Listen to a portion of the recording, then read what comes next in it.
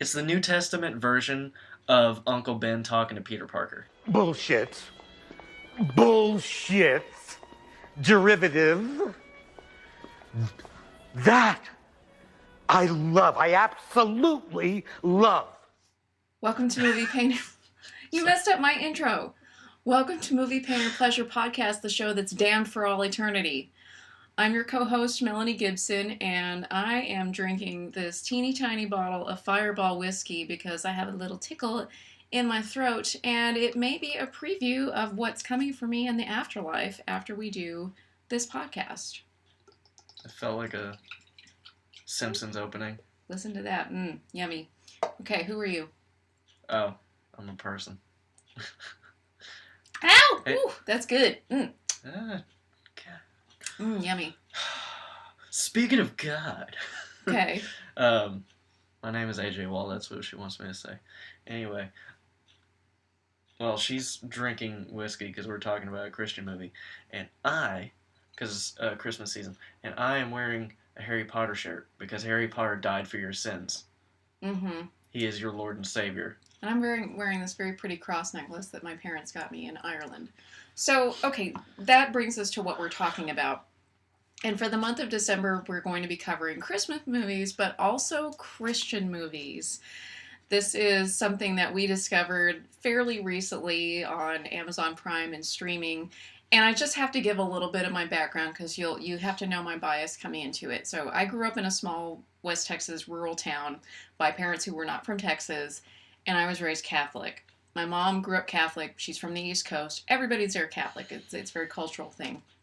My dad was, I think, Presbyterian or Methodist, and he converted just so we could have something to do as a family. And he used to be an art history teacher, so he knew more about the church history than any of us did. And I liked growing up in Catholicism. I liked the quietness of it. I liked some of the symbolism and things. But very early on, I was really turned off by the idea of an institution thinking for you. Thankfully, my parents aren't those types of Catholics that are very guilt-inducing and judgmental. They just don't fit in with that stereotype. And that's not how I was raised. I was raised to think for myself. For my socio-political beliefs and my religious dogmatic beliefs. An institution doesn't think for me, so I find it very strange when people just kind of blindly follow a religion. Now, in the rest of my town, I kind of got shit for being Catholic because that was different. And then God help you if you were not Christian. We had a lot of, I'll just say it, very judgmental people who use religion as a weapon. They were racist, homophobic, bigoted, very small-minded. So I'm pretty jaded when it comes to organized religion. I've just seen too much hate and damage done in the name of organized religion that I am coming into this with a skeptic's eye. So that is my background. I am coming into this with some kind of bias, but I can still appreciate a movie for being a good movie as a guilty pleasure, or just a good quality movie, or a hate watch that we're going to destroy. So I will step off my soapbox and let AJ kind of give your talk on where you're coming with your religious views. I don't think anybody cares about that. So, I'm not going to say. Okay, because I gave this long, rambling speech. Yeah, I'm going to move on towards just the movie. We haven't even announced the movie. It's God's Not Dead. God's Not Dead, yeah. Shout out to Nick Diramio on YouTube, who kind of put us in the mood to do this. He has a very funny video. Go watch that shit. Probably funnier than us, but that's besides the point. Anyway. He's someone we aspire to be. Yes. As two people instead of one. Mm-hmm. So, let's see. We spoil the shit out of every movie we talk about, so we're just going to take like 2 minutes and give our overalls, and then we'll just tear the whole thing apart. That's my plan. Mm-hmm. So, like the Romans did to Jesus' back with a whip. So this is a hate watch. Like a really aggressive hate watch. Mm-hmm. But it's more like well made than some of these other hate watches. That doesn't stop it from being a hate watch. It's still fun. Mm-hmm. It's still fun to hate. Yeah, this is still not a good movie. Yeah, this isn't like force your way through it, you know? So, God, all the characters are so fucking all the characters that are supposed to not be Christian are like the worst people that have ever existed outside of Hitler. Mm-hmm. They're very cartoonish antagonists. And then all the Christians are squeaky clean and just frosted tips and shit. So, yeah, they're written very likable. Yeah. Honestly, not. There's only one character that comes across as really preachy and pushy, and we'll get to him. But they come in with their own bias because they are likable and chill and calm, and the antagonists are bad-tempered and over the top. And by the end, we know what Christians feel about the rest of everyone. Yep. Because they think we're a bag of dicks. They think I'm just gonna burn along with my Fireball whiskey. Anyway, okay, so that's our disclaimer in the first couple of minutes, because that's how long people watch videos on YouTube and other things. Maybe not Twitch, hopefully. But, so if that's you, you found out what you found out, you can fuck off. No, don't fuck off, because we'll do a recap and talk about the things we liked. And now, we'll actually go and bitch about, like, we're going through the whole thing. So, who's the director again? David A.R. White? Well, let's start. So we're talking about God's Not Dead, which came out in 2014. I'm only asking because I want to say fuck that guy. I don't know. I didn't look that up. He's the Frosted Tips guy. It's probably him. I'm checking. Go ahead. So this was a partnership of Lionsgate, who will make anything, and Pureflix. The original Netflix. Yes, it's basically Christian Netflix. I think that's a horrible name. I think it sounds like the name of like a vibrator company. It's Christian. Pureflix. It's Christian porn. No, it's Christian Netflix. They have TV shows and movies, and you can find a lot of these movies on Amazon Prime, and I think that's the first place we found God's Not Dead. It's actually now on HBO Max. So I think this one was one that came out as like a commercial movie, as opposed to the other ones, which are just like, they're so low quality, they're so low budget, they're just on Pureflix streaming, or they get dumped into Amazon Prime, which just sort of seems to be the dumping ground for which is perfect for us. Yeah. So many of these that we watched on Amazon Prime. Yeah, so shall we get into talking about the plot? First, David R. White, you're a terrible fucking human being, and I challenge you to a fight. I don't know. He played like the Christian John Wick in his own movie. All right, it can be a kickboxing match. Yeah, so the movie, set up rules. One of the characters, and I think the director is a man named David A.R. White, who was one of the creators of Pureflix, and he's in just about he's in all of it. Every TV show, every movie. He made it so he could put himself in films. I mean, anyway. Okay, so did Ben Affleck and Matt Damon make Good Will Hunting. Yeah, but they're good. Okay. Okay, so we move on to the movie. We open with a sweeping, just bullshit shot of 10 seconds of every character in the whole fucking universe. Yes, this is an ensemble cast, which I kind of like this as, and one thing I do like about this movie is most of the time, the pacing, jumping between the character scenes is pretty good, except for one part that's unnecessary. Damn them for being competent at some. This is where it tricks you, because I think the first one is Pureflix and Lionsgate, so they actually have people that sort of knew what they were doing, at least on filmmaking. The rest of them are Pureflix, like, straight up. I feel like they got enough movie from the first one that they just continued on their own. Yeah, they had professionals, professional writers, professional lighting, sound, all of that stuff. So this is really high quality movie, and it's really not terrible. The reason I kind of end up hating it is the aggressive proselytizing at the end, and that really bothers me. So some of the messaging. So we start out, we meet some of our main characters. We meet Josh Wheaton, not as opposed to Joss Whedon. Yeah, not but he's a white freshman college kid at a random town. He's got a basic bitch looking girlfriend. And meanwhile, being dropped off at a school is... so he's one of the main characters in it, and we meet... He is the main character. He's the main character. He's our Romeo with no Juliet. Yeah, he is our main protagonist of the movie. And we also meet Aisha, who is a Muslim, which they tell us by her father's dropping her off at the university where she works in the cafeteria. So he's just dropping her off at her job. I don't think she's a student there.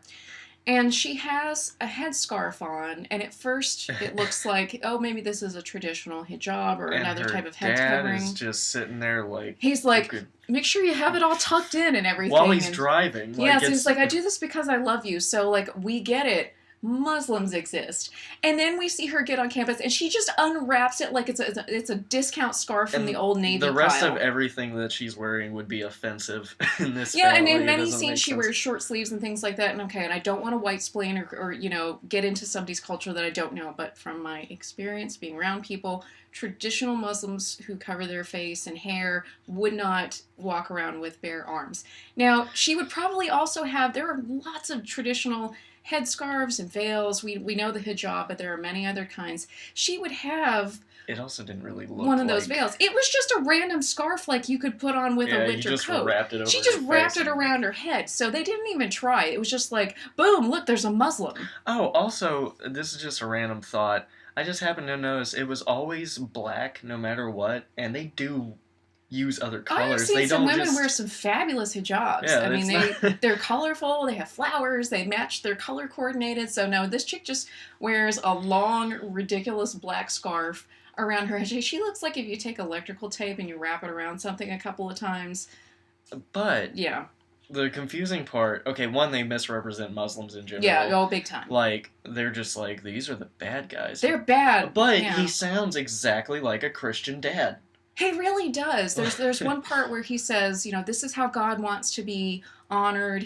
How he demands to be worshipped. Deserves. This is what God deserves because we love him and he loves us. I'm like, just insert a white guy and you'd have a Christian. You'd have a God-fearing Christian. Anyway, moving along, we also meet Martin, who is from China, and he and Josh are both registering for classes, which I think in 2014, you don't go to like a line outside and get your printed schedule. Yeah, That's but not then how we college wouldn't get works the anymore. exposition about We wouldn't get the teachers exposition. So we meet Martin, and he is in one of Josh's classes, and he's signing up for class.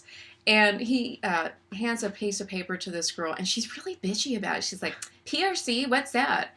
The People's Republic of China. Really? Seriously? Like, okay, see you next Tuesday. I'm trying to explain this to myself. The only thing I can think of is that she saw Republic and was like, America's a republic and China's a communist. So they're not free. Obviously, like this doesn't make sense. Yeah, and he was like, I'm serious all the time. Otherwise, that sentence doesn't make any sense. It doesn't make sense. Okay, because there are some good things about this movie, but there's also a lot of lazy, sloppy writing. Mostly around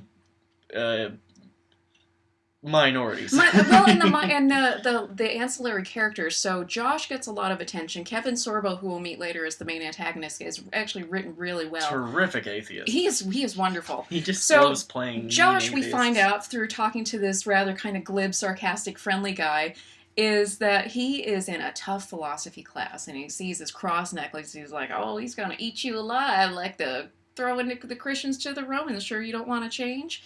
And he's like, ooh, gulp, what am I getting myself in for? And then we meet our other kind of main character, and this is Amy. And she is a cartoon version of a far-left liberal person. She's what the cool, young, hip right call a libtard. Yes, she is to... God's Not Dead is what Hard Right Jay is to Letterkenny, so we're going to call her Hard Left Amy. And Hard Left Amy is having a bad day. Her clock is broken, so she's up late for her God legitimately was like, turn that shit off. Fuck shit up for you, bitch. And I'm sending somebody to break into your car. Yeah, so she has to microwave her shitty coffee to warm it up, even though she's late for her blogging job. And then she finds out that somebody broke into her car and stole her Garmin, which...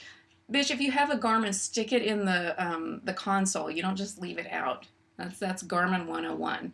So, and we see on her car she has a number of bumper stickers, which who does bumper stickers anymore? What was it? American Humorist. I've got three of them. Meat is Murder, American Humorist. Ha, that's a Freudian slip. Humanist, and I Heart Evolution. Okay, I'm just going to say, I don't like to talk about politics. I'll say I probably... lean a little bit more towards where Amy's coming from than some of the more conservative characters in here. Except for the meat thing. Yeah, I like meat. I'm still digesting a McRib sandwich that I had. But I don't go around with a bumper sticker saying, I heart evolution. If they really wanted to do an accurate portrayal of that, they would have the Darwin fish that you've seen with the little feet on the back of cars eating the Jesus fish, which I've actually seen. Yeah, like... But she's just a humorless bitch. She's no fun. Us liberal assholes are, like, more clever with our bitching Yeah, behavior. she is. They write her to be very. She's really very one note. She's very unlikable. So because this is what liberal people are like. This is what they're like. I mean, they're assholes. I mean, she's hard left Amy. They're so judgy and. Yeah, everybody's judgy. Right, left, we're all judgy assholes. So speaking of judgy assholes, she calls her boyfriend, who's played by Dean Cain. Superman. Yes, and he's speaking the most jargony business jargon into his phone, like the Nikkei's up and the Dow is down and it's down by 80%. Blah, blah, blah, you blah. might say it's the Christian god of jargon, because jargon basically had a baby with itself, and therefore. Yeah. So jargon is the jargon and the Holy Spirit. So it's jargon Christ that is coming out of his mouth. Yeah, he's a dick. So he's her asshole boyfriend. And so then we finally meet our last character, and that's Mina. And she is visiting her really old mother. Like, this woman looks like maybe she's late 20s, early 30s, and her mom looks like she's 90. And so she has dementia, and she has a nurse there feeding her. And this is, like, funny and sad and not supposed to be, but they give her a plate of chicken. She said, "Chicken? I can't remember the last time I had chicken." I'm like, and the nurse just said, she had it for lunch and dinner. She just doesn't remember. So of all the things, though, chicken is so common. Wouldn't it be something like her mother's buttermilk fried chicken, or fried catfish, or something that maybe she had as a child. This makes me she curious. Doesn't eat very often. Like, we eat chicken every fucking day. What are they cooking her for breakfast? Chicken. Are they? It doesn't. As the nurse was like, "Does it matter?" Yeah, that is true. The nurse was like, "Fuck it, it makes her happy." She literally was like, shit grin, fucking putting her hand on her, like, is anything else gonna make her that happy? Meanwhile, maybe a dick, but other than that, has her fork like this. I'll take my little whiskey bottle. It's like trying to cut the chicken like this. I don't think this woman should be living by herself. And they leave her in the same chair all day and night. Yeah, like, how is she going to the bathroom? How is she bathing? So I worry about this old lady. Oh, well. Okay, so meanwhile, and there are more characters, but I think I'm going to bore everybody by bringing them up. So that's the main cast, and then there's one more little pair. God, this is like a Shakespeare play with like 1,000 different side they characters. Don't really start crossing until like 40 minutes in. Yeah, and I will say, I mean, it sounds tedious with me listing off all the characters, but they do it pretty well, where they show kind of the different people starting their day. So Josh goes into class with Professor Radisson, who is played by Kevin Sorbo. A.K.A. Hercules from the 90s. Yeah, he played a sexy god. A pagan demigod. A sexy demigod. And we have seen Kevin Sorbo in other Pureflix movies, so maybe this is he loves this stuff. I don't know if he's doing it like as the way Cartman wrote Christian music just to make money. I think he's an undercover atheist. Or if this, because he plays atheist really well. There's another movie he's in where he loves doing it. He's good at it. He just loves being this angry he is a atheist. really tough, hard-ass philosophy teacher. Very intelligent. Very condescending. He talks down to people. Actually teaches philosophy. No, he just really talks about himself and how smart he is. But he's actually written well. Like, Amy is written very poorly. She's just written as kind of a cardboard straw man character. And there's a lot of thought that goes into Kevin Sorbo's character. And he acts really well, too, because there are some extreme things he does. But I can see this person existing. I think I have met people like this Kevin Sorbo character. Maybe not in the religious beliefs, but just the attitude, the condescending nature, the intellectualism. So he asks his class, he makes a bargain with them. If they sign a paper saying God is dead with their signature, they get to skip a really tough part of the class. And so yeah, that's what the beginning thing is. And I wish he had gone into a little bit more of the philosophy history of the concept of God being dead, because it's weird because they're acting like it's a new thing and it's not an old thing. There's a quote from Friedrich Nietzsche, God is dead and we have killed him. In the 1960s, there was a very famous Time magazine cover that said, "Is God dead?" Because just like today, the world was turned upside down and a lot of people were questioning, like, where the fuck is God? The world is going to hell. I mean, I asked that question myself during the 2020 pandemic and beyond. Where the fuck is God?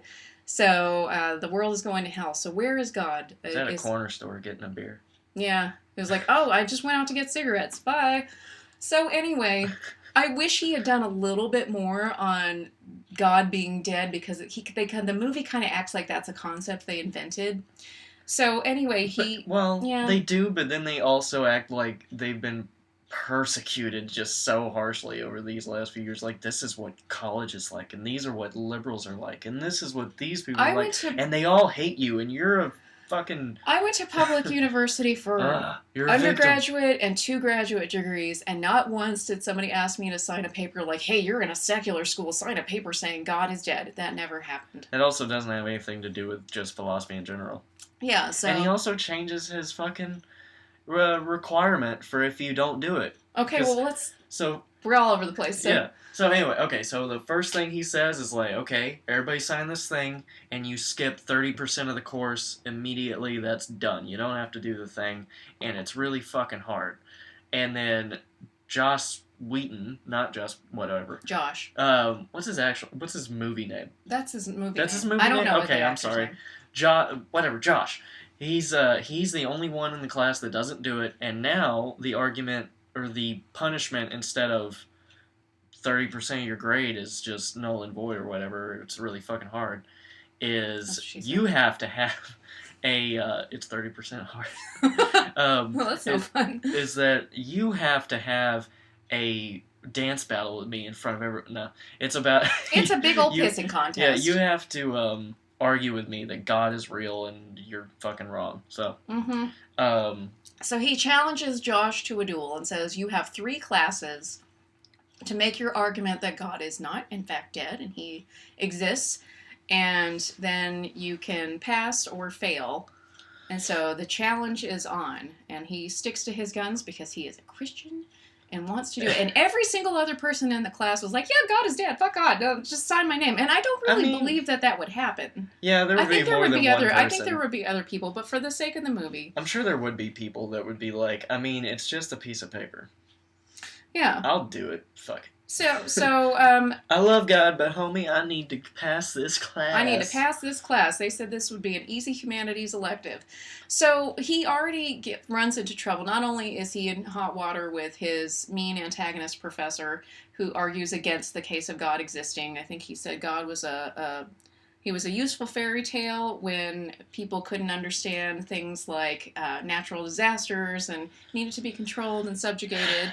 And science and reason have supplanted superstition. Now, I think you can have science and reason and religion together, but... but we're still more on the side of what he's... I have many moments where I'm like, I'm really siding with Professor Radisson here. I don't know, do I believe in God? I'm so jaded by all the hatred and damage that's been done in the name of the religion. It's hard for me to believe in a God who would support all of that. He's just a huge dick about it. That's really the only problem. Radisson is a dick about it, so...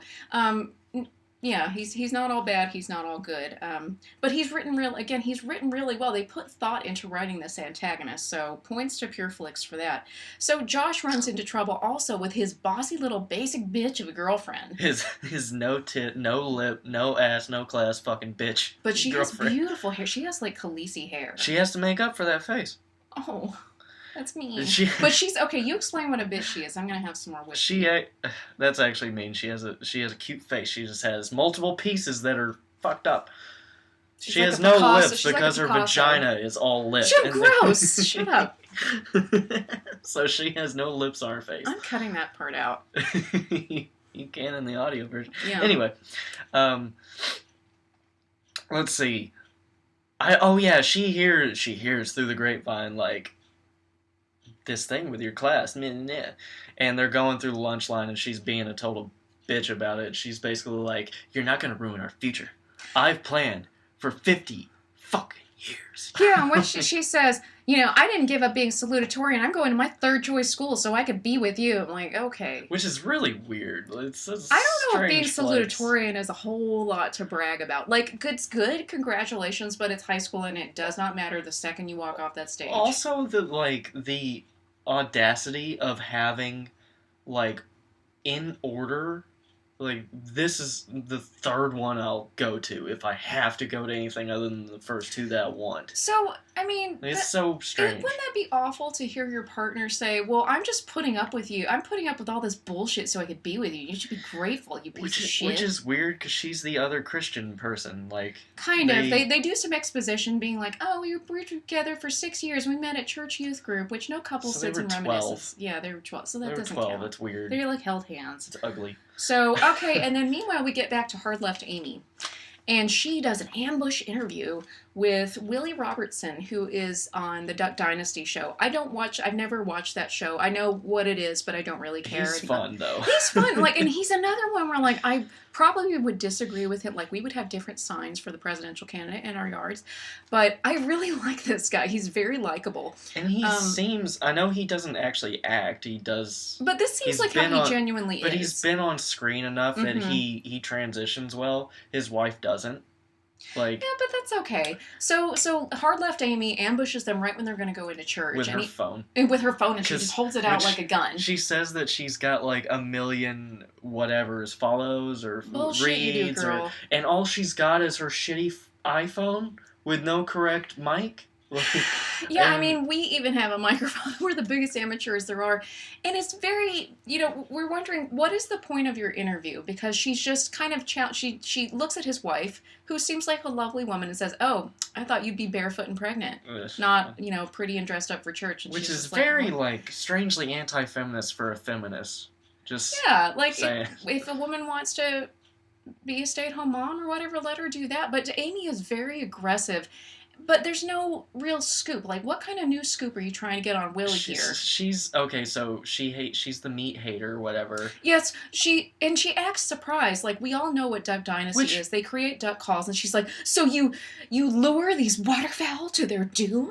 And he's like, "Yeah, that's what my business is." So you actually shoot them? He's like, "Yeah, I shoot them and I eat them." I eat them. Yeah. Also, I refuse to believe that Dean Cain is not eating meat. Oh, of course he does. There is no way he's a vegetarian, but she's Hard Left Amy, so she's going to be a hard nose on everything. She takes meat. You know how all those liberals are vegans? She likes some meats. She likes that Dean Cain meat. So, yeah, it's just like, what's your angle? There's no angle. And so, of course, they make Willie look like the good guy. And she's like, oh, you're a believer in Jesus? Oh, how could people stand it that you all pray on your show? And he's just like, change the channel. And I'm like, Willie, why do I like you so much? One of the biggest things... I love this guy, and I would probably not get along with... Like, if we were Facebook friends, I would have to hide him throughout the duration of the election and everything. But one of the biggest annoyances is, like... I really like him. Just PureFlix, or whoever wrote this movie, being like, this is what they're like. And and her just being like, what do you say to people who are offended by you praying? We don't give a shit about you praying on your fucking show. If you want to pray, that's... And I'm not an atheist or I'm a deist, I guess, in very loose terms. But yeah, I don't give a shit. Like like he said, which he doesn't offend me. He is correct. We can change the channel. They're the ones that are trying to push it back into school, so they can shut the fuck up on this point. Anyway, but yeah, they write the people who are supposed to be on this side of the fence so fucking aggressively. It's ridiculous. But can we say that the left probably also portrays conservative characters maybe in an exaggerated light too, in some instances? Oh, both sides do it all the time. But it's so egregious in this movie, and it's so poorly done because, again, she's such a cardboard character. They put so much thought into characters like Professor Radisson and some of the other characters, and Amy is just so wooden. I guess what bothers me with this isn't that it's like a left versus right thing. It's like these Christians being little puss boys about being, we're the victims, and this is how you're treating us. They won't let us say Merry Christmas. I'm like, bitch, you won. Like, this is a Judeo-Christian country, whether you like it or not. Yeah, no, y'all won. So anyway, so back to Josh. He is troubled, and he goes and meets with Pastor Dave, who is played by David A.R. White. And he's like, this guy has this douchey frosted blonde hair that was a big thing in like 2002, and he won't let it go. I'm like, he looks like somebody that would be like in Dawson's Creek, but he's really old now. He's a decent looking man. I'm like, if you just comb your hair differently and don't do that stupid blonde color, you'd look okay. So he kind of gives him these vague answers. I kind of like that scene, though, because he comes off super fucking lazy. He does. He comes off very chill. He's like, I don't know. And he suggests a Bible quote. It's like, this is how you're going to win him over. Matthew 10:32-33, and I actually have that in my Bible. Whoever acknowledges me before men, I will acknowledge before my Father in heaven. Whoever disowns me before men, I will disown before my Father in heaven. I don't know that dude. Does that prove anything?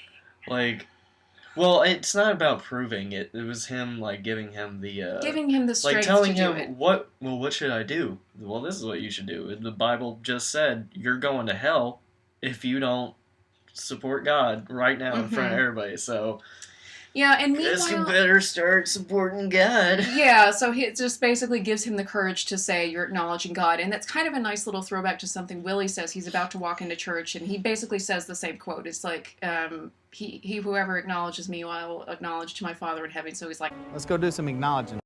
So I kind of like that. And then the other quote was Luke 12:48, which I don't have It was bookmarked, like so I don't want to waste time looking that up. it was basically the Old Testament or New No, Testament. it was New Testament.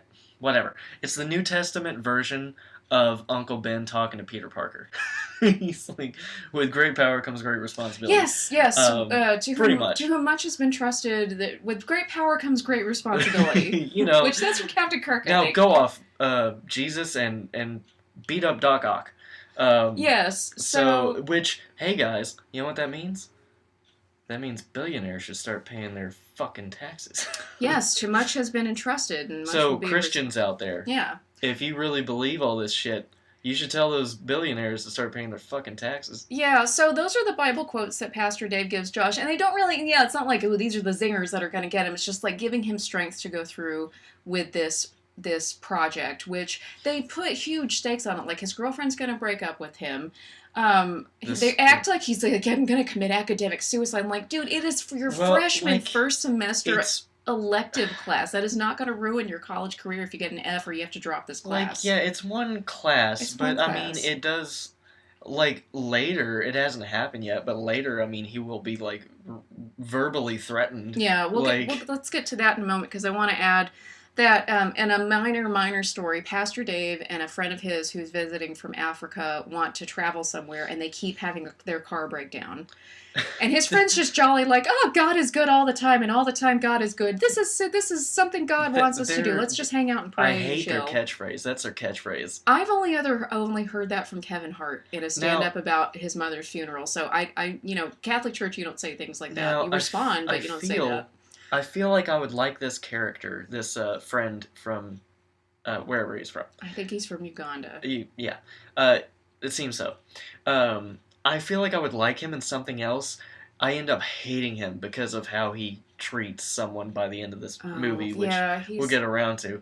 He's irritating. It's just, he's very positive. He seems like he would be if I had to listen to somebody be a preacher or whatever. Like, you're going to make me have faith in humanity again. Okay, that's fine. You seem like you legitimately do good work. Yeah, like you... This other white dude you're hanging out with, probably not. You love God and believe in His mercy. I do love that. Beauty of life and all that stuff. That the farther this plot thing goes on with the car, it seems like the car is going to be how Pastor Dave gives up on God. Mm-hmm. Pastor Dave is having a crisis of faith. You know, like how in Signs, Mel Gibson's wife is hit by a car. And he's like, and that's it for him. He's just, I'm done. How could God take my wife? I'm a good Christian.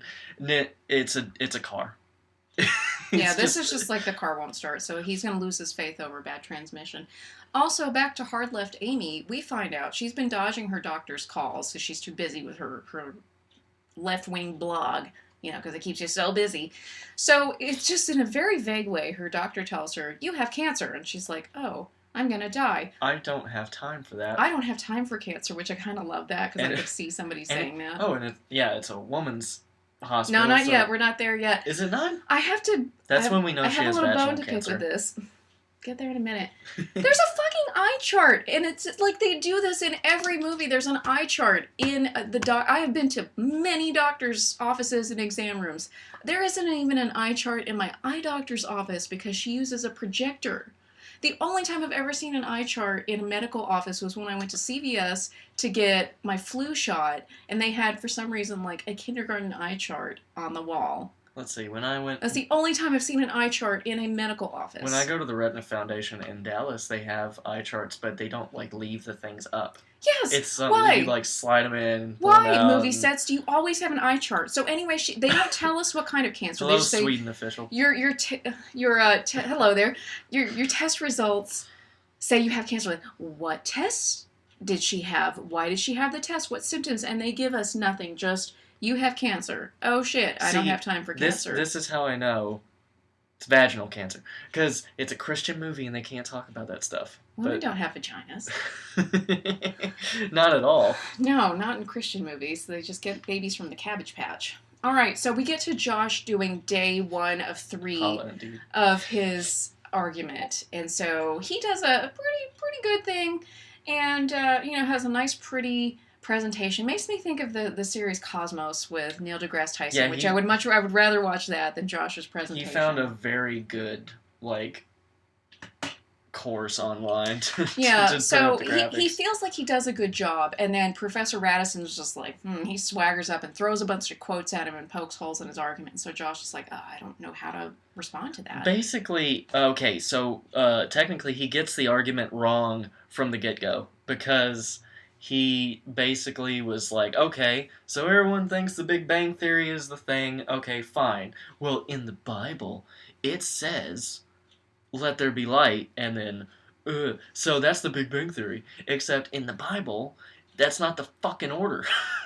In the Bible, it said the earth was without form first, and then the Big Bang. Yeah, actually, the arguments are pretty good. We won't get into all the details. And then the horror music starts. I don't know about pretty good. I think some of the arguments are interesting. They are interesting and thought-provoking. And then other arguments, I think this guy should have been he's just like... way more abstract. Yeah, he talks about circular argument, and then he does it over and over. It's like, well, it's true because the Bible says it, and the Bible says because it's true. But Stephen Hawking's wrong because he said he's right because he's wrong. Yeah, something like that. So anyway, Josh is walking down the hall thinking he did an okay job. We start to hear creepy horror music, which... Oh, it sounds like Goosebumps? Yes. Like, I mean... the old classic 90s Goosebumps.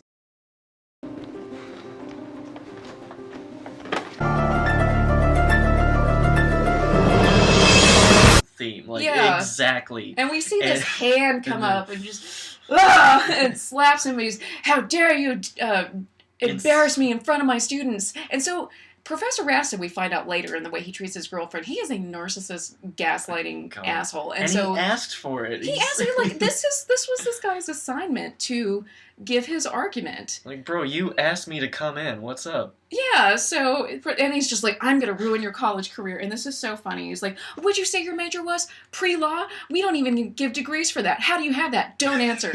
Like, so thank you, though. Thank you, though, for addressing that, because pre-law is not a degree. Pre-med is not a degree.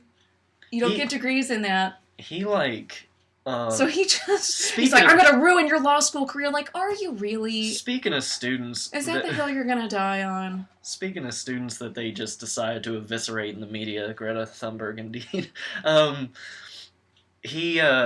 God, that means he, went into his files and, dug up info on this kid in between classes. Just so he could talk shit to him. I get having a hate boner for this kid, but a raging, all-consuming hate boner, I'm going to ruin your academic career. Don't you have some grad students you need to torment with research projects? Or seduce. His girlfriend is a former student, as we find out. That just, that's why you should be afraid to go to college, because if you go, you're going to have sex with your philosophy teacher. Yeah. No matter if you're a dude or a chick, or straight or not, you're gonna have sex with your philosophy teacher. Ew, so let's talk about douchey boyfriends, because we've got 2 instances of this. We go back to Hard Left Amy, and she's having dinner with Mark, who is played by Dean Cain, who is just delightfully douchey. He's wonderful. He's like reverse Superman in this movie. He is. So they go to this fancy dinner. He's like, I have Cristal and my usual garçon. And so he's just a dick about it. And he Well, no, wait. He has an important announcement to make. Yeah, And she's like, I have something to tell you. He says, well, I have something to tell you, too, and I'll go first. I'm a partner. And she's just like, I think I have cancer. And then he's just like, babe, you can't have cancer. That's weak. He's just like, that ruins all my plans. It's like, are you really doing this right now, you fucking bitch? Could you not wait until tomorrow? He's such a dick. You are the worst fucking Lois Lane I've ever met. Yeah. he might as well have slapped her for being... What he should have said is like, you know who never had cancer? Lois. You know, she called me, and I totally ignored her because I want to spend time with you, babe. But now I'm questioning my decision.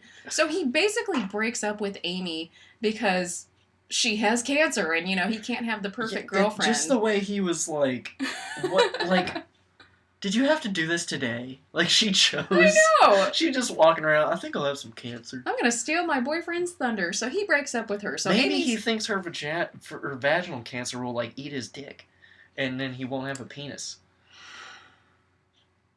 Well, how's he gonna have sex with all those prostitutes he's probably seeing on the side? Oh yeah, he's totally Trump light. So yeah, he's probably. So he's a delightful asshole. So he breaks up with Amy. Meanwhile, we go back to Mina, who is the one with the mother who has dementia at the beginning, who's never apparently seen chicken before, and she's at their house. I don't know if it's hers or her boyfriend's, preparing for a dinner party, and her boyfriend is Professor Radisson, Kevin Sorbo, and he comes swaggering in like, "Hey babe, what's up?"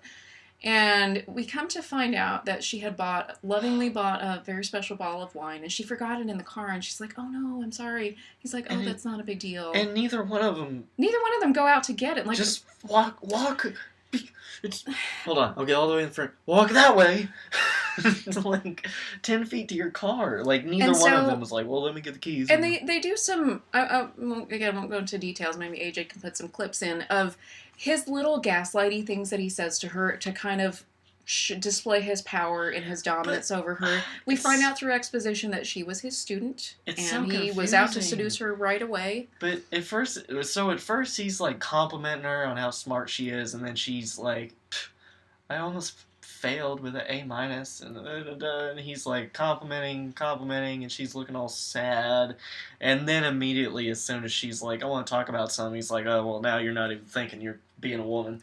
That is classic love bombing, and then withdrawing. Having been in a relationship with a gaslighting narcissist, I know how that feels, being treated that way, and so that's what they do. Maybe it just they reel you in, and then they hit you with insults. In my head at all, so I guess. Well, good. That probably means I'm not a gaslighting narcissist. I guess. I might be a narcissist, but I'm not gaslighting. I'm not smart enough to be a gaslighter. So, anyway, he's a dick, and the gaslighting starts. And so, meanwhile, the car drama with Pastor Dave continues. They can't get a rental car. Okay, so the rental dude brings them the car, and he turns it over, and it refuses to turn over. And then he's, like, being a dick to this guy. And he's like, what happened to service with a smile? This guy is over his allotted hours for work. He needs to go and he is auditioning for a play. Yeah, he's got to go do his audition, which is something he's interested in. He's not a slave to you. He's working overtime right now that he didn't need to be, but you called in an order super late, and you picked a small business owner instead of picking, like, Enterprise that would probably be there overnight. And this is on you, you son of a bitch. Fuck. So really, Pastor Dave fucked himself in the car situation, but it really... He fucked himself right in the pussy. Pastor Dave... Stop talking about pussies and vaginas and stuff. So, Pastor Dave is just... He really doesn't come into play until the very end of the movie. Well, and sometimes he offers a little bit of comfort and exposition the other characters. He talked to Josh, he talks to Mina, and he talks to Aisha. He does. So he kind of shows up as sort of the voice of reason. Because his church is the church on campus, so that's why he keeps... Yeah, so let's go to the dinner party. So we go back to Kevin Sorbo, Professor Radisson, and Mina, who is basically walking around like a servant with trays of food. And he's standing there holding court with his glass of wine at the fireplace. And there are two women there who have clearly had affairs with him in the past, and they're checking out the competition. They're very snobby. They're very condescending. And so they're all like, oh, I heard the scoop on campus is you have a student who wants to prove the existence of God. How stupid. You know how every person that works at a college acts? Yeah, you know how people talk. And so Mina very bravely says, I'm a Christian. I believe in God. And they all just make fun of her. Like, in 2 separate scenes. Like, it's the same dinner party, but it's in 2 different... And she's the one cooking.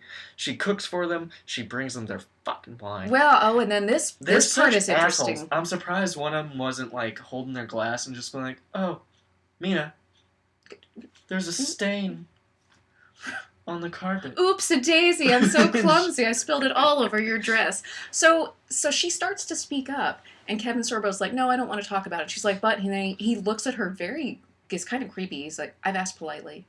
And then he drinks his wine. And he just drinks his wine like, he just sticks the knife in. And then it gets worse. So they go to the dinner. She has poured some wine. And the guests are really mean to her. They're like, oh, this tastes like moldy garbage. This wine tastes like shit. And then Mina's like, oh, no, I'm so sorry. I'd forgotten the wine in the car. And also, I think both of you knew. Yeah, and then... Why did you serve the wine? If you knew... Like, I assume that's not your only bottle of wine in the house, or you could go out and get more. And then he slaps her with that quote, the Latin from Socrates or whatever. It was Greek. And it was, I don't care. Socrates was Greek. And they always do this in movies, he enunciates it, so it sounds like a hick trying to say some Latin shit. It's like he's saying, como estas usted? Yeah, That's what he sounds like. No te veritas. Like, that's all he had to say. No te veritas. Run it together. And he's like, no te veritas. As Socrates put it over 2,000 years ago, no te seaton. And then someone on the other end of the table who's an even worse person, because at least he's been around this woman long enough, they probably wore on each other a little bit, and they say things that if you said to a rando would be like punchable offenses. This other dude on the other side of the table just insults his girlfriend and is like, it's Greek to her. They're so mean to her. Looks like it's Greek to her. They're so mean to her. Who do you go home with, you asshole? I'd feel so embarrassed for her. So again, this makes me side with the Christian characters. So then we cut back to Amy, who is at, all the sign says is woman's hospital. So it's got to be like breast cancer. So the vaginal cancer. Yes, maybe vaginal cancer. She's getting an MRI, and I've had 2 MRIs. You don't have to wear a hospital gown. Unless maybe you're already admitted as a patient or something. But they don't really show much about her. They just pick like random medical things. So having been through an MRI once or twice, I know that certain things they got wrong with that. And then this is really creepy. She's back fully dressed, like not in a hospital gown anymore, in one of the exam rooms. And we see the perspective of her looking out of the door, and the doctor says, there's somebody you want to call? And she's like, no, there's nobody. And it just very slowly closes the exam door, like closing the door on the audience. We're like, what the fuck is he going to do to her? The implication of sexual assault is strong. The implication? Oh, well, the implication. Yeah, like, what is he going to do to her? I mean... She can't say no. Oh my god. So things are not going well for them. You know what? I noticed the female characters, like, stuff is going to hell for them. So Mina has been horribly embarrassed by her jerk boyfriend, Professor Radisson. We'll get to the third one in a minute. Hard Left Amy has cancer and is getting all kinds of invasive treatments at the women's hospital. Because I guess you have to have a separate hospital for women because you can't have things like, tampons and stuff grossing out the male doctors. So then we get back to Aisha. I was gonna say we haven't talked about Aisha. We're at Aisha's scene, and she is the Muslim girl who works on campus, and she's in her room very peacefully. Oh, wait. This is the scene in the movie we should be at, but we did also skip over. This is a very small detail, but there's so many characters, it's hard to keep up with Way back everything. at the beginning, she's like getting ready for her dad to pick her up. She's like slapping on her scarf, and this bitch walks up and just like, I wish you didn't have to do that. The whitest, You're blondest beautiful. girl you could ever see. I wish she had just called her on her bullshit and been like, bitch, I am about to heist this school. I'm committing crimes. Shut the fuck up. Now you're in it, bitch.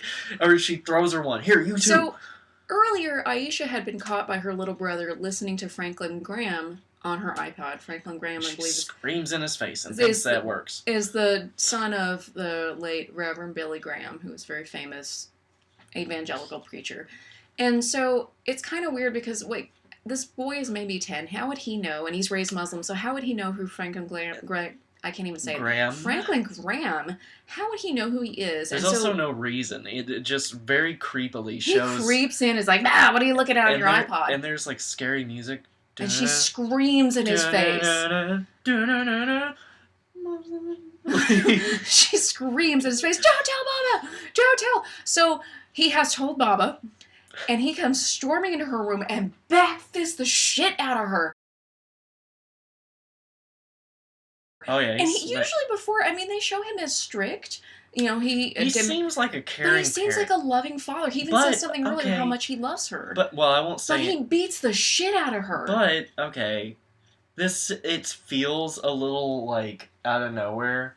But, one, they're trying to tell you that Muslims are evil, which is fucked up, because I know plenty of Muslims. They're very nice people. There are bad and good in every religion. Yeah, every group. Because Yeah. I've seen and heard this exact same situation from Christians. How many Christians have done this to their gay kid? Yeah, they kicked them out and Like, said, I don't love you anymore. Well, You're guess fucked. you better go fucking do what you need to do. Go die in the street. So anyway, but, okay, I won't say any names, but I have a close friend that his dad always seemed like very cool, very nice, but I know for a fact he got in fistfights with his son, like when he was a young teenager.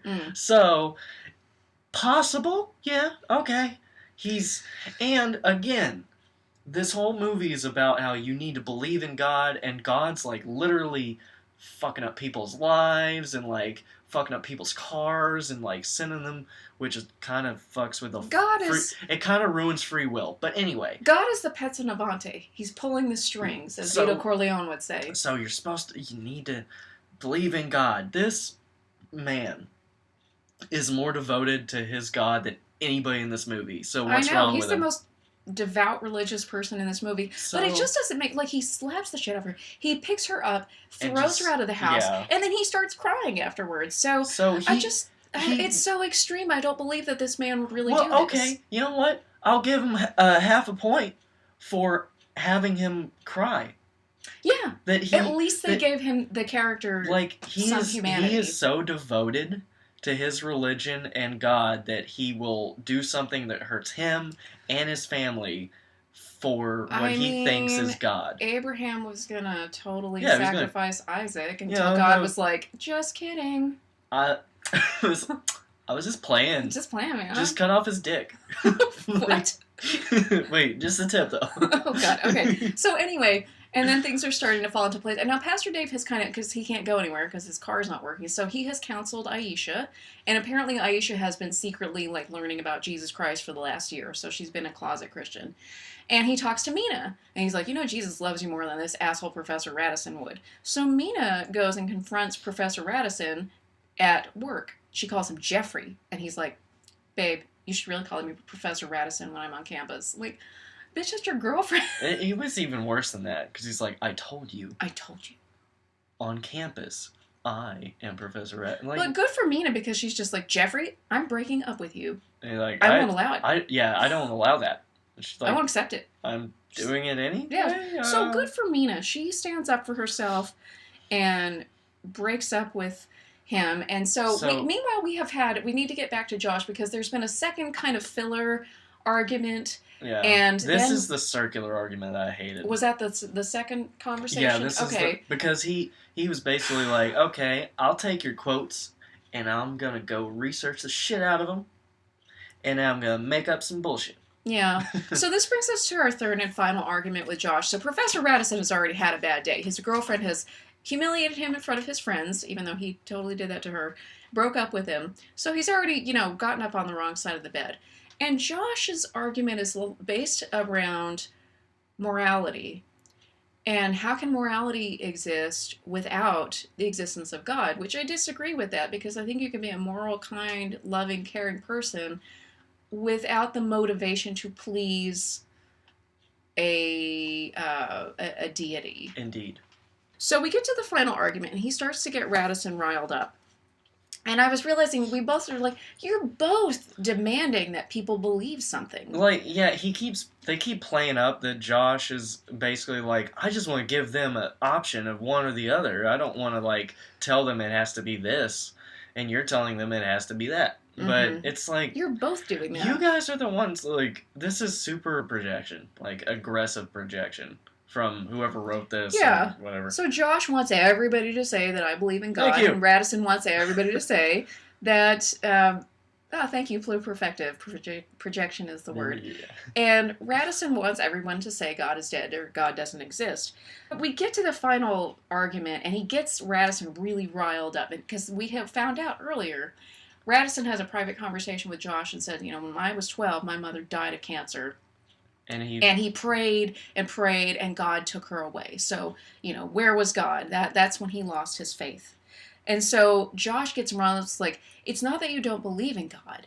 It's that you hate God. And he's like, yes, I hate God. Me, and Josh very quietly says, how can you hate someone if they don't exist? Like, boom, mic drop. And while I agree with Radisson on most things, I'm not an atheist, but I agree with him on a lot of the arguments. I do like how he gets God in that. That's pretty good. I'm like, see, he got you there. So, just a quick, whatever, to answer that. What position are we in? What's the opposite? We're, like, in between on this, I guess, because we think both these characters are assholes. In one way or another. One of them is, like, made to look like the hero, and one's made to look like the villain. Either way, they're both being dicks about what they're... Forcing their beliefs Forcing on people to believe. Which, we know... If it was just argument for argument, we'd be more on the side of the atheist professor, but he's totally in the wrong. He's not supposed to be here to tell people what to believe. No, It's philosophy, and he's a dick. You shouldn't force your beliefs on people either way. So, okay, so he just... Radisson has kind of been shaken. So he's been gotten by this freshman student in his philosophy class. So It's like that class twink. dismissed. He runs off. So class dismissed. He runs away. And so meanwhile, Mark, Dean Cain, all the characters are coming back at the end, goes and talks to his mother, who we find out is also Mina's mother. So he and Mina are brother and sister. And she doesn't know who she is. She's sitting there in the dark. He's such a pile of trash to her. He's like, you don't know who the fuck I am. You are the nicest person I ever met, and your life is shit. Like, yeah, but she's like 85. Like, of course she has dementia, and she hasn't... My grandparents Wait till are 93. you're 85. Maybe you're a dick your entire life, I don't know. and you get dementia too. My grandparents are 93 and sharp as a tack, so they're the outliers. But she kind of has this creepy moment of lucidity. And she says, sometimes the devil lets you live a good life, but you're trapped in a cell of sin with the door wide open. And then, one day, it's too late and the door closes. And you're trapped in all that sin. I love that line. Like, I'm not agreeing with either side or anything, and I don't believe in, like, the devil sitting there like, I'm gonna give you some good shit. So I should really be thanking for the devil for all of my... Praise the Satans! Hail Satan for all the wonderful things in my life. Hail Lucifer. Okay. Anyway, so I don't agree with all that, but I love that line. It sounds like something out of the Green Mile. It does. It sounds like Stephen King wrote this and has this crazy woman who has this moment of lucidity. That's like something Mother Abigail might say. Satan does believe in God. Yeah. So I know Satan. Okay. So Mark is just kind of, and we don't know, will Mark get on or off the fence? Will he walk out of his cell of sin? Well, we'll find out at the end. And as you said, these are Exorcist 3 rules with this old lady? Yes, these are Exorcist 3 rules. So if you don't know, Exorcist 3 is actually it's pretty good, as long as you accept the, like, original setup. So there's an Exorcist 2, I've heard it's not good. Exorcist 3, basically, a demon is infesting people and murdering people, the same demon from the first one. But he can do it by infesting people who are mentally checked out. They're vegetables, or they're just kind of schizophrenic, whatever. It's much easier to get into them. So I think this is the opposite. This is still Exorcist 3 rules, but God's like, you got dementia, I can just slip right in Ooh, there. you're a mentally feeble person. I'm going to slip on in and speak through you like a puppet. Yeah, I mean, isn't that's a really mean way to just represent all of Christianity? Bunch of brain dead people being talked through like puppets. I'm gonna just have a sip of my whiskey and stay out of I'm that. not saying that's accurate. I'm just saying that would be a mean way to put it. Okay, meanwhile, hard left Amy, who is Mark's ex-girlfriend now, goes to... Oh, that fireball's catching up with me. She goes to this concert. This is the culminating event at the end of the movie. There's a Christian rock band called the Newsboys. And everybody's there. Aisha's there. Everybody's there. Mina's Aisha's there. Josh, Mina, Dr. Dave. Martin, the Chinese guy, who Pastor really... Dave. He just didn't have enough of a storyline to even bother with it. So He's just vaguely, He's just there. ethnically stereotyped a lot. Yeah, he's just, they don't do much with his character. So He's- everybody from the movie is going there, and Amy just shows her press pass, and she kind of goes into ambush interview the Newsboys, and she's like, well, why do you believe in God? And then she just looks down and goes, I have cancer. I'm dying. And so she has this crisis of faith, and they're cool. Of course they're going to be cool about it, because they're written as the She's so protagonist. aggressive in all of her quote-unquote, like, interviews. She just basically says the most insulting thing right off the bat. So you just believe in Jesus and God and... Bunch of stuff that was written in books a long time ago. And You the- love Jesus. and the- Ooh, you and Jesus sitting in a tree. K-S-S-I-N-G. Oh, you should have been here earlier for the rest of what we were talking about. Yeah, pluperfective. I'm sorry to say they don't represent Muslims very well in this movie. It's offensive. It's a stereotype. Aisha is just flat out just not treated correctly at all. Yeah. Her father is very devout in his own religion, and they act like that religion is the wrong one with no bearing on like explaining why. So the They're- Muslim characters are not written well in this movie. And which is too bad because I feel like the guy who played her dad seems like a really good actor. Yeah, he was good. I mean, they had some good nuggets there, and they just didn't do anything with them. So Amy prays with the band. Oh, but wait. One thing. I hate the answer of the Newsboys. The first one. Like, so the she Australian got... guy? No, the first one, the black guy. Okay. The lead singer. So she says her thing about, like, so you just believe in this and that? And he's like, well, you and me, we're mortal. We'll be gone soon. But Jesus and God, they're eternal. Think about that. Like, it's fine that he believes it.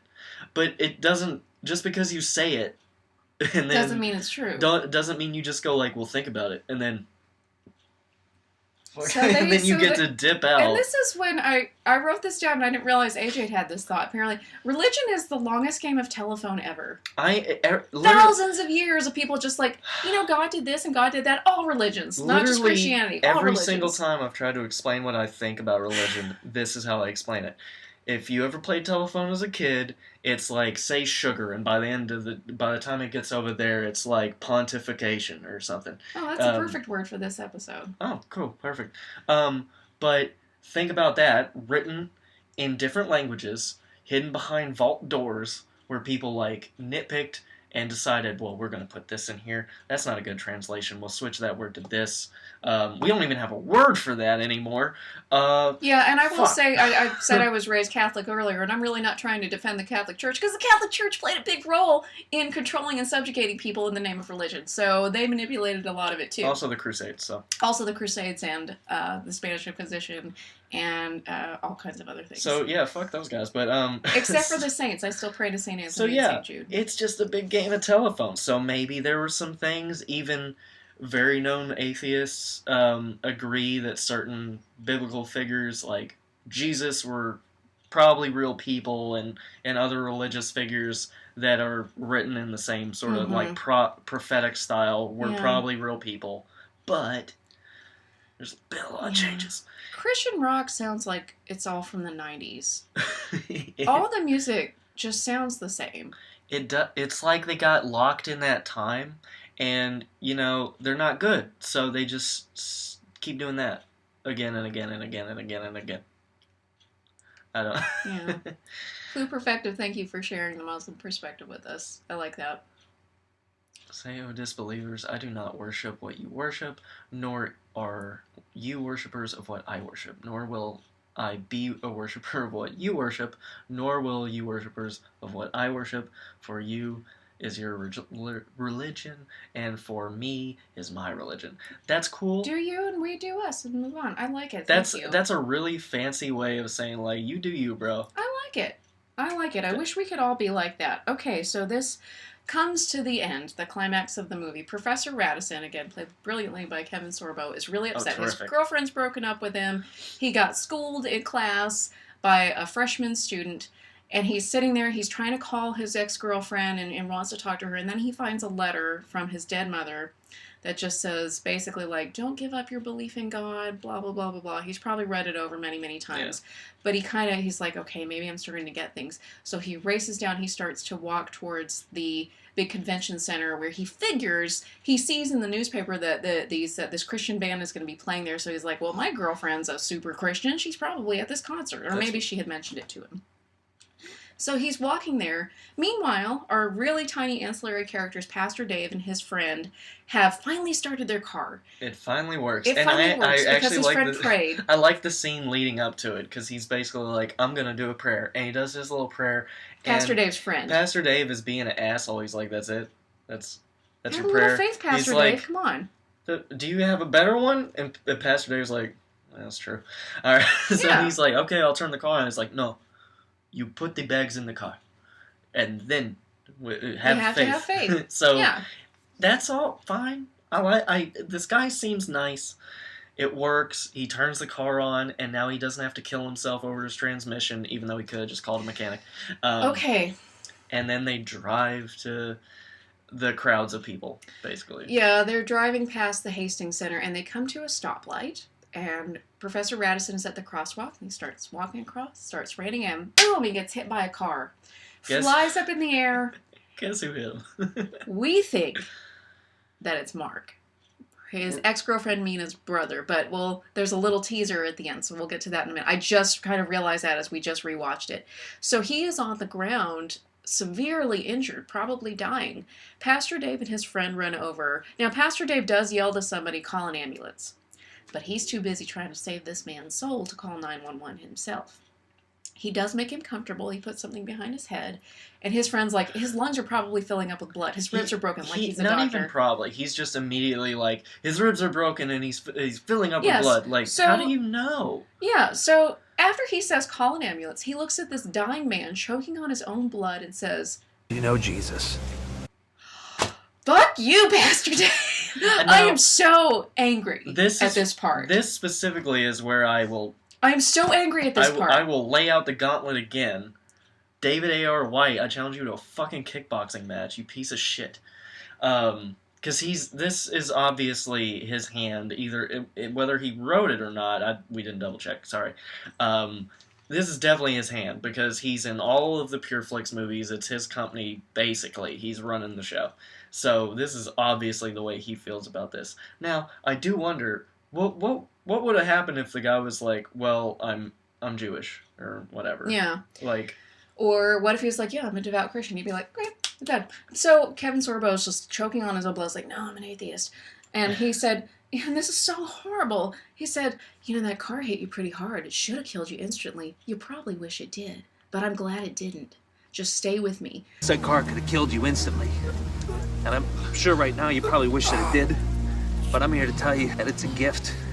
Because the God that you don't believe in has given you another chance.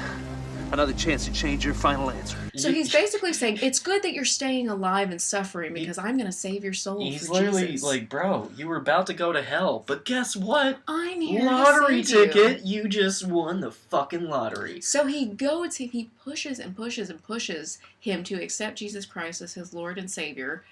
And on this man's deathbed, which he's dying. He's in a vulnerable state. And really, who are you doing this for, Pastor Dave? Are you really doing it for this man you don't know, or are you doing it for yourself so you can feel better about yourself? And on top of Pastor Dave, we have to think about God in this scenario, because in this movie, it's obvious that God is literally, like, it's just insinuated. Like, God made his transmission not start because he needed to talk to Mina and Aisha. And God fucked up that poor libtard girl's life. Hard left Amy. He gave her cancer. He gave her cancer on purpose. He fucked up her. He had her vagina. Yeah, for real.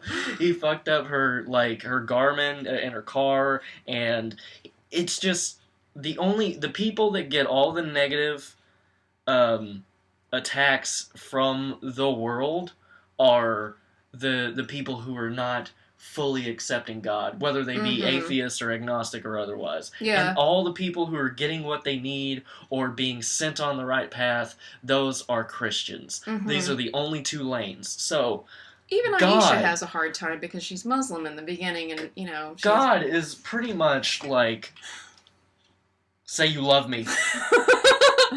Fucking say you love me. It reminds me of a meme that I've seen, and I really like it. It's Jesus banging on a door, and his little air bubble says, "I love you, let me in." And the person says, "Well, what if I don't let you in?" He said, "I'm going to do all those things to you I said I would do if you say you don't love me." So what kind of toxic relationship is this? It's just... where God's like, "You better love me or I'll smite you." So this guy's just... So this is awful. So Pastor Dave is just literally lording over this poor man who's dying. And we keep cutting back to, the concert and just getting all these people... just waving their hands and praying and everything. And they're doing this, and they feel so good about themselves that they're praying to God, and that's good enough. They don't do anything to help. Let's not help the poor or sick. They don't do shit to help anybody in the world, or the world itself, or any of that shit. Yeah, so he... Back to Pastor Dave, he bullies... poor old Professor Radisson into saying yes, he accepts Jesus, and he closes his eyes and dies, and he's like, and his friend says, "Oh, they're celebrating in heaven."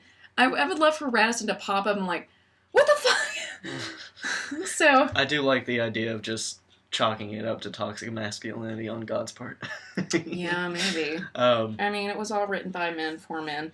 So, and I mean, he says horrible things to him, like, if it's any consolation, Jesus was scared too when he was dying on the cross for your sins. Oh, fucking Lord, oh. Oh my God. And then this is the worst part. Before Radisson dies, Pastor Dave says to him, "In a minute, you're going to know a lot more about God than I'll ever know." Like, hey, you love Jesus so much, now you're going to meet him. Like, hey man, I'm jealous of you. So, and here's I would trade places with you in a second. Like, okay, you want to meet Jesus? I'm going to fucking choke you out, so you do. So, okay, here's the very end of the movie. We go back to the Newsboys concert, and they go back to our friend from Duck Dynasty, Willie Robertson. They even intertwined fucking Duck Dynasty back into the story. So Willie Robertson comes back on screen. He's like, "Hey, y'all, I hope you like this Newsboys concert." And he said, "I heard there was a little ruckus on campus about an argument that God's not dead. Well, we all know that God is alive. And in this next song, I want you to pull out your phone and text all your contacts, God's not dead." Take out your phone, text everybody you know, like your boss, your grandma, your ex-boyfriend whose number you still have because you drunk text him at 3 a.m. Text them, God's not dead. This terrifying How fucking... creepy is that? Like, I'm gonna bomb a youth center. God is not dead. Okay, this is just a little tiny Texan Southern American thing that we enjoyed. Way back earlier in the movie, we didn't talk about this, when Hard Left Amy is interviewing Duck Dynasty, she goes like, "you," and she's insinuating him and all his family, and he's like, "Actually, the correct word would be y'all, because that's including my whole group, my whole clan, so you can just say y'all." It's the informal plural and of I the English loved language. It was so awesome. He Yes. explained the use of y'all. It was... It's like ustedes and vosotros. Y'all is the vosotros of the English language. Yeah. So, anyway, yeah, and so meanwhile, everybody's texting 100 people they know, God's not dead, like, that's gonna be creepy. And guess who gets the text? Guess who gets a text? Because Mina is there, and she must have texted poor old dead Jeffrey Radisson. Pastor Dave reaches in, pulls out his BlackBerry. He's like, "Aw, his phone says God's not dead." He's dead. He's dead. And his nice friend that I like this entire movie says, "You know, what happened here? It's really a good thing. It's a miracle. Because somebody's got to call like his sister in Kansas and tell him he was hit by a car." Yes, a BlackBerry. And he says, yes, he feels pain. He felt pain now. But think about the joy in heaven. Oh, Like, for Christ's sake. Son of a bitch. Fuck all How of do you you. slap yourself on the back for literally not doing anything to keep this man alive, and then you stole his dead body's phone? Yeah. So they can't even correctly contact his family. Yeah, fuck these people. So, okay, and then at the very end we see Mark, played by Dean Cain, the wonderful ass. Oh, hi, Mark.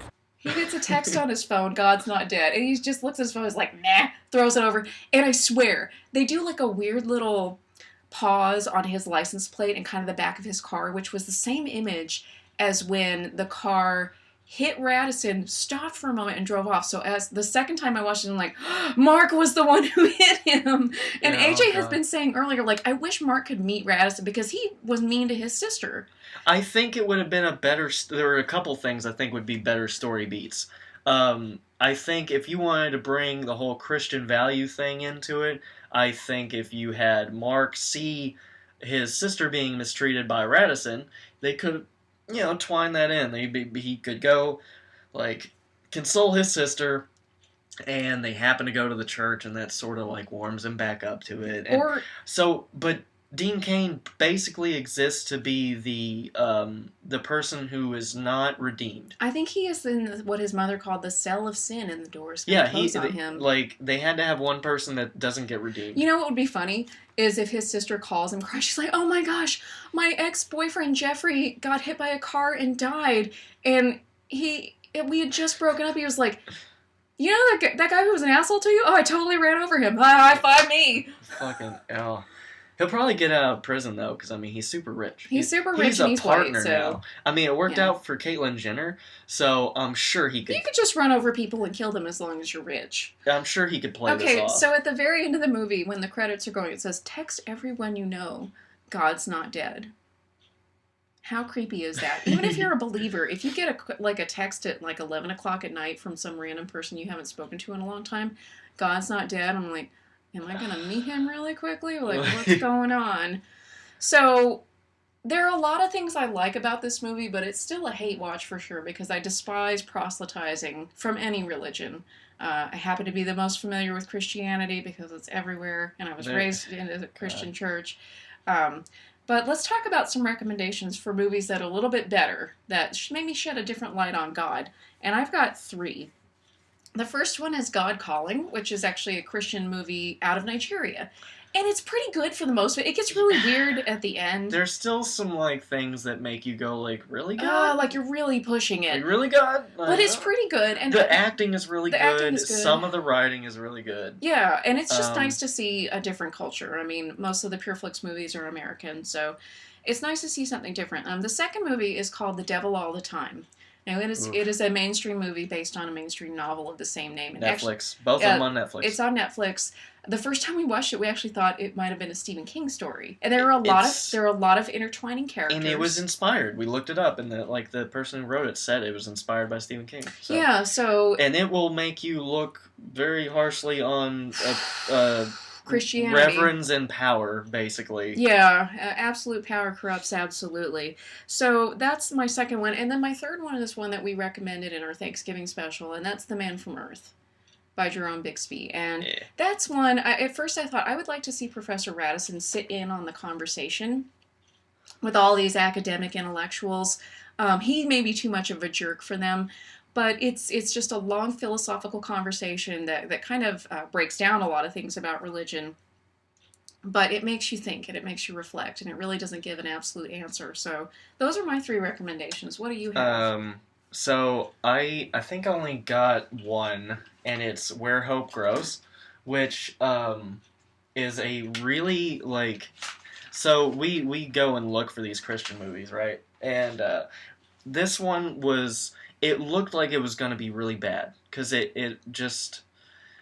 Low budget, low quality, representation. Cheesy. It's about a person named Produce who is Down syndrome, and he's a Christian, and he meets this guy, and they basically strike up a relationship, and it's a Christian movie, but it's actually really good. It's one of our favorite ones. It's really good. It's not proselytizing. Like, even the Christian stuff, this guy that becomes friends with Produce, who's the actual point of the movie, he gets into Produce's life, and it it's not like you need Jesus.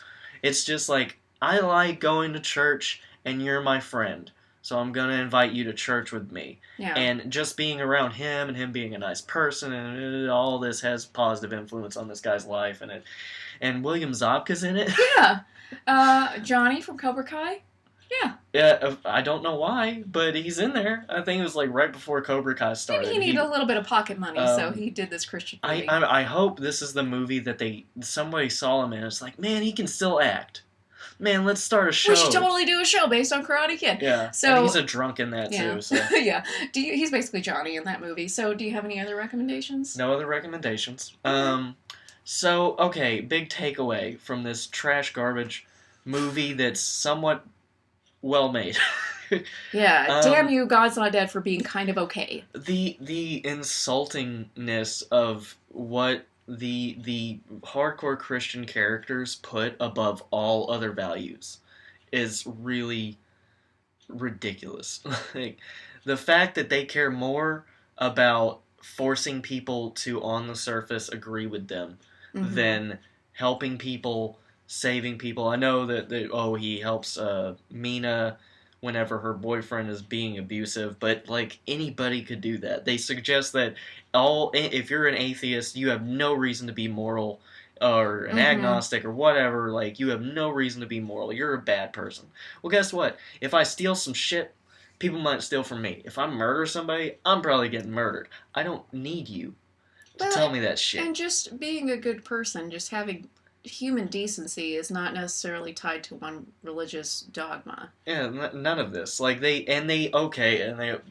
the fact that they basically don't acknowledge so many other religions, they're just like, it's atheists and Christians and Muslims, and 2 of those are bad, and this one's good. So holding up that finger on purpose. So there's that. Just the victim mentality that exists in it. Yeah, it's the same kind of victim mentality. It was like, they won't let us put up a nativity. They won't let us say Merry Christmas. I'm like, you can do whatever you want. Yeah, they don't even address Jewish people at all. Like, they don't address Jews, Hindu. Sorry, that's a language, not a Hindu. Buddhism. What about Buddhism? Buddhism would be a great one because it's a totally separate thing. It's not a monotheistic. It's not even in the realm with the other 3. Like, the other 3 are the trilogy, you know? It's like, it's Judaism, Christianity, and Islam are like the series. A New Hope, Empire, and Return of the Jedi. Yeah. So, and a lot of people don't believe this, it's all about the same God from all 3 of those religions, and they build upon each other. A lot of Christians really don't think that. A lot of Christians really don't believe that they are... It's all the same God. All in the same world of religion. They're all the same God. Anyway, so yeah, this one I hate these people who wrote this so much. Yeah, just the judgmental. Since they're so fucking worldly and they care so much and they're saving all our souls, I wonder how much money from PureFlix goes out to actually help anybody do anything, or if it's just keeps existing as a vehicle to pay David A.R. White to be in his own shitty shows and stuff. He's got to have that Joel Osteen plane and that Joel Osteen house. I wonder if they're tax sheltered. PureFlix, probably not. No, because it's up for it's entertainment. Yeah, pretty much. So, okay, let's wrap this up. So, how to find us in a couple places. As we speak, we are streaming this live on Twitch, and we're fairly new to it, so thank you for joining us. Thank you, Plu Perfective, specifically. You have been a great initializer of conversation. Yes. So, and educating us on your religion as well, so thank you for sharing that. So, you can find us on Twitch, you can find us on YouTube, you can find us on Anchor, Spotify, and iTunes, and also follow us on Instagram, Movie Pain or Pleasure Podcast. So we will be doing more Christian and Christmas movies for the rest of December. It's Christian time, baby, and we're gonna talk about we're gonna do one we like. I think The Fighting Preacher. Yeah, The Fighting Preacher. The Fighting Preacher, which is very fun, and. We'll do the Saving Christmas will be late. Saving Christmas is way more offensive than this. Yeah. By a lot. A lot. And it's another person that's in this realm of Christian movies and such. Mm-hmm. And, oh, dear Lord. So, yeah. Oh, we have tons of videos on YouTube specifically if you just like this format. And my editing is not good, but I've gotten better. We're all getting better. We're all learning. So if you really want to watch more of us, I would suggest that specifically. So, now I'm dying. It's God striking me down for this. Anyway, smiting you. Be part of our cult. Be my victim. Be our cult. So thank you for joining us. Bye, everyone. Oh, crack. Crickle. Yeah. Snap. Tickle. You dickle. Tuckle me knuckle. Okay. Okay, you may Okay. begin.